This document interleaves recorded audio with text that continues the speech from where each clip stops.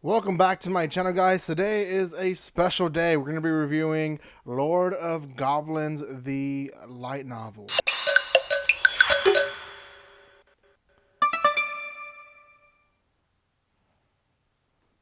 Thank you so much for Moonquill for sending me not just the first volume, but also the second volume of Lord of Goblins.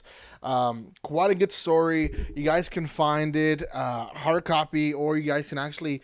I believe the first volume is the only one that's out right now, currently on Audible. So you guys can find it both ways.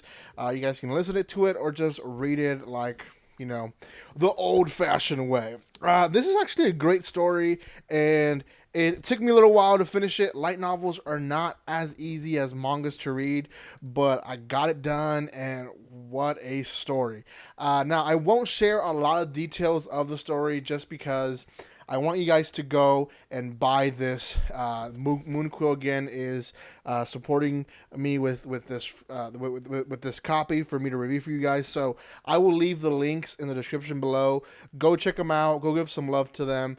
Make sure you. Go buy the hard copy, or maybe just buy the Audible if you guys prefer listening into it in the car or wherever you listen to Audible. Okay, guys, before I continue with my review, if you guys have not done so by now, make sure you subscribe to my channel. Quite a bit of stuff that I'll be releasing in the next few days, and I'm excited for all those things. But if you guys are not subscribed, you might miss something good. So make sure you subscribe, comment, and like and share this video, and that's going to help this company Moonquill really be supported. And again, for those that are here in the US, we need more and more support to the anime community, especially the ones that are translating or creating stuff here in the US, like this one.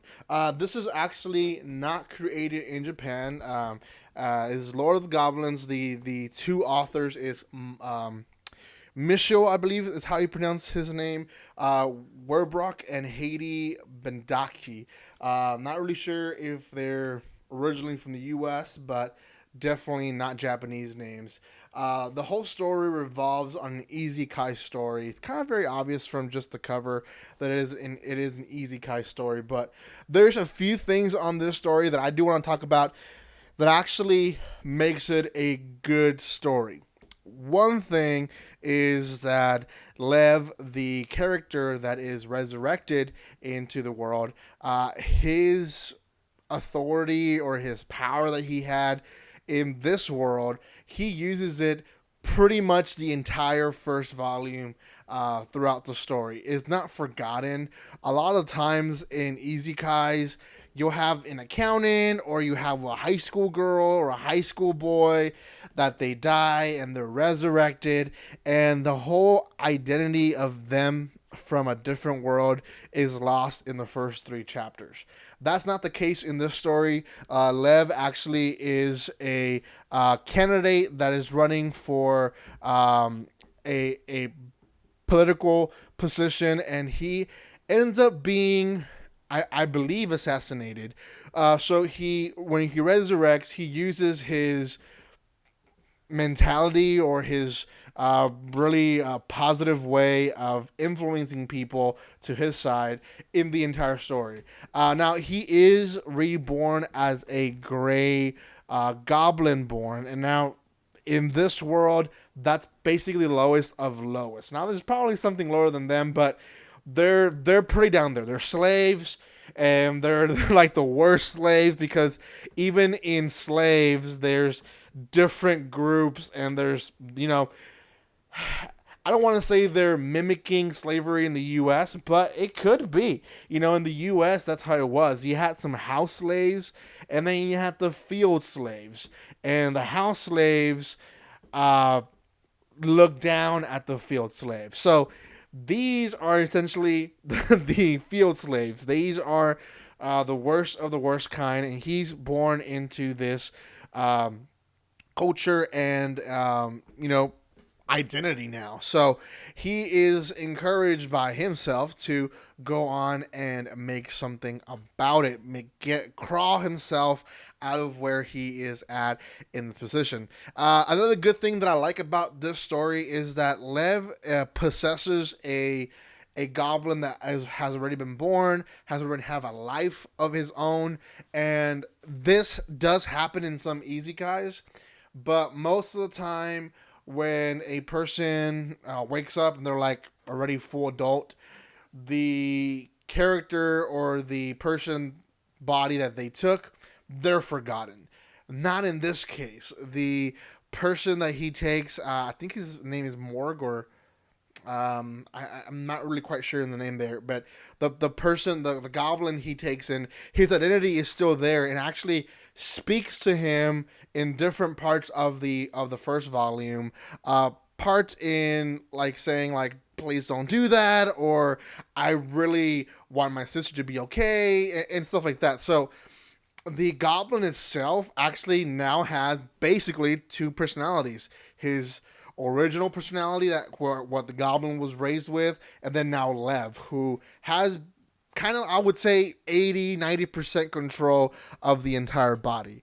Lev is well respected, and there's quite a few battles in this volume, and I will say those are some of the best battles that I've read. And I'm saying read because I've read quite a bit of light novels, and a lot of times the battles, they're not well described, and they're better enjoyed as a manga or as an anime. But in this case, they're so detailed with like even telling you the guts are falling and how the blood is running and all that. They're very detailed on that. They're very in the mature side of describing persons dying and all that, which is, I think, great. They're not shy in killing characters in this series, and I've always respected authors that do that. There's so many series out there that they create this world where there is war and there's famine and there's all these horrible things, yet no one dies, and you're like, okay, then why? How is this world that terrible, right? If no one's dying. Not this story. This story, they're not afraid of saying, yeah, we went into battle with 14 people, but only 10 people or only 12 people survived. And characters that you start to kind of like end up dying, and characters that you're like, oh gosh, I wonder how long he's gonna last. They also end up dying. It's a battlefield, and I've respected a lot authors that are not afraid to kill off characters. Just because for that reason is they one are trying to not make it too busy. And I understand. You start describing a character, you create a character. It's kind of a bummer to kill him off so quickly. But at the same time, if you are trying to make the story believable, then that's going to happen. Another thing they do also include in this volume that makes the story believable is how they use their dialogue. Their dialogue is very much heavy on profanity at times, and if it's a soldier or if it's a person that's been raised in the field, they're gonna have language like that. The way they speak are very much like that in just the world, right?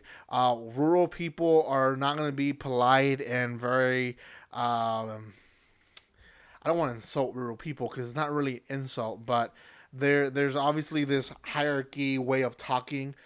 They're not that. The author makes a good job to show you that they're not that. He shows you that some generals, they're jerks, and their language or dialogue shows that they're jerks. That creates the character. I love the story. It dropped off at a good point.